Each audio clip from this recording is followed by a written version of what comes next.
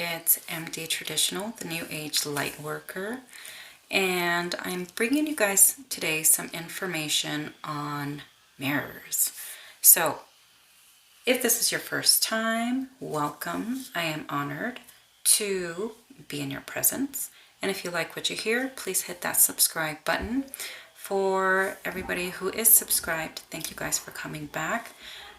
Give me a thumbs up, or if you have any questions, leave a comment. And as always, guys, if you are interested in learning some more about all things metaphysical, angels, planetary, astrology, numerology, head over to my Patreon page. We do daily meditations there every morning. We call on our guides, and I always like to leave some information there. So just a good time, it's a wonderful group. It's a wonderful spiritual family. And if you guys need a spiritual family or soul tribe, somebody that you can go and talk to and ask questions to with absolutely no judgment, then head on over to Patreon, guys. That's the place that I'll be in. I strive to be active there every day, so there's no question that I have not answered yet. But I wanted to take just a few minutes today to talk about mirrors. And a lot of people, I guess some people would understand that mirrors are powerful. Not just are they used for scrying, they have been used for scrying for many years. And if you think about it, we give mirrors our energy every single day. Now, this is where it's really important to hone in and listen, because think about it. Your start of the morning, the first thing that you do is you wake up, you get out of bed, you wash your face, you brush your teeth, you look and you say, oh my gosh, You know, whether you feel like, oh, look at my eyes, I have all of these bags under my eyes, or, you know, you're like, oh, where did that wrinkle come from? Maybe you were crying for a few hours the night before, and you have swollen eyes, and it just brings back whatever it is that triggered that crying session within you.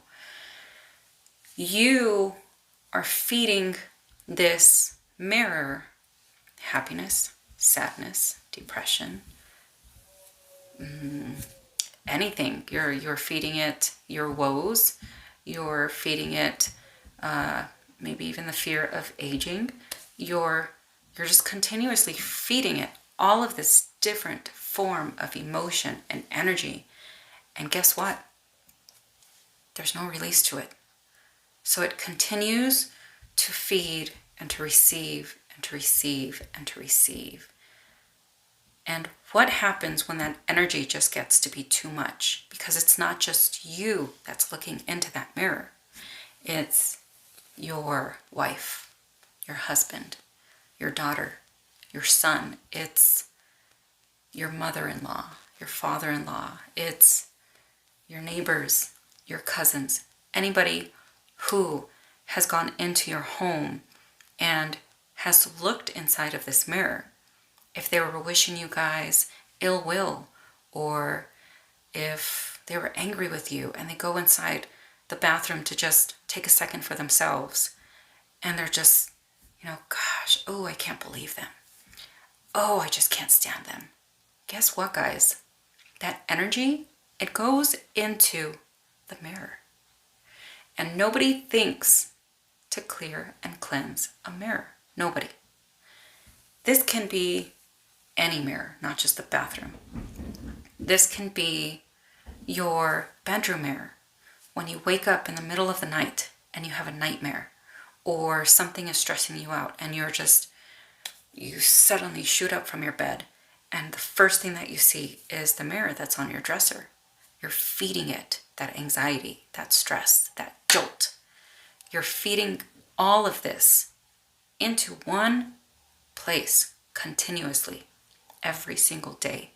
Anytime that you pass by, anytime that anybody passes by a mirror, they tend to stop and look. If you say no, I'm calling bluff because I know we are all human and we all stop to glance. So think about that, guys. Anytime that you have had a stressful emotion, anytime that you have had a happy emotion, anytime that you sit there and you really just, you contemplate life and everything that has taken place, and any kind of feeling that you're looking at yourself and the reflection inside this mirror. You're getting ready to go out. You're getting ready for dinner. You're feeding it, you're feeding it, you're feeding it, you're feeding it. There's nowhere for that energy to go. If there has been some sort of a traumatizing time, somebody passing, an angry altercation, yelling, fighting, a hazardous environment, right? Something that's just completely lacking foundation, and it has absolutely no grounding within the home, right? You get all of this sporadic energy that's just flying out from anywhere. That energy, it amplifies and it starts turning into something palpable, because energy is energy. It doesn't need to have a body like you and I. It's a life form in itself. So what are you doing when you're fighting and you're yelling? You're amplifying what's already in the house. And then everything that's just been absorbed into the mirror starts leaking outwards. And this massive ball of energy starts blooming and growing and growing and growing. And it's going to look for the weakest link inside the family. I don't mean the weakest link by like the youngest or a baby or anything like that. It's somebody who is usually very quick to feel judged, prone to sadness, they have a hard time speaking up for themselves. They have bouts of, it could be small little bouts and glimpses of depression. It can be just back and forth, unsettlement of their life choices that they still haven't healed from. It can be anything. That energy that has been blooming and growing will attach. And now it has a host. And now, as often as it can, it will keep absorbing energy from that person and from the environment. So, this can alternately turn into something that can be so palpable that you feel like there's an energy in the home. Like you feel like there's somebody watching you at night. Like you just feel like something's going to come out from underneath the bed and pull your feet. It can feel like something that's watching you from inside the mirror. It can be something that's watching you from inside your closet. The feeling of never really being alone, even when you are alone. That is the form of this energy that has gathered monumental amounts of negative energy, happy energy, depressive energy. All of this energy, it's everything. It's just this big pot of craziness stirring and stirring and stirring and stirring. So, we need to clean the mirrors. Make it as ritualistic as if you were to clean your home and smudge your home. It's that important. A lot of people don't think that. One thing that I always like to do is not just to clean the mirror in itself, so wiping it down with a cleaner, vinegar, Windex, whatever it is that you use. That's what you're going to do first. You're going to cleanse it. You're going to clear it. You're going to smudge yourself. You're going to smudge your home. Then what you're going to do is when everything is done and ready, and if you guys are unaware of how to smudge, I have a video that takes you step by step on what exactly to do. So it's just a few videos back. Start with the smudge, clear your home, move on to the mirrors. It's a big step and it needs to happen, especially if it's a home of like 5 or 6, 7 people and you only have 1 or 2 bathrooms. So important, guys. It's so important. You're going to cleanse the mirror. You're going to sage the mirror. Once it's nice and saged, you're going to take a handful of olive oil and a handful of table salt. You're going to mix it up in your palm. You're going to get it good and soiled. You're going to take some of that oil and you're going to place a small sign of the cross on the top, to the left, to the right of the mirror frame. You're going to repeat this over every single mirror. Once you're done with that, you can either wash your hands, dry wash your hands with the same oil and salt, whatever it is that's left. You're going to run it under water and wash it with soap and water. Once this is done, you can repeat the same over your windowsills or anywhere that you feel something was watching you. This should be done at least once a month. If you have a lot of people in the home, this should be done once a week. It's that important. Clearing out the mirror and saging it in itself is clearing out all of the memories and all of the energy, all of the affirmations, whether positive or negative, and creating a neutral space. If you don't, you're going to continuously feel like something is there. It's something that not a lot of people think of, but guys, if you really just stop and think about it, it makes so much sense. We look at ourselves every single day. We see our flaws every single day, and we love to point those flaws out. So why wouldn't you want to clear that space? Arlo, the astrologist, hears something out the door, so he's growling, and we're going to be quiet, right, Arlo? We're going to be quiet. Yes, we are. So, if you guys have been feeling a little bit of a thick energy, if something feels like it's been waking you up at night and you're just not sure what it is, try the mirror. Go for that first. Use the olive oil and salt. Any salt, guys. Any salt. And if you guys haven't... Oh, let me let these puppers out.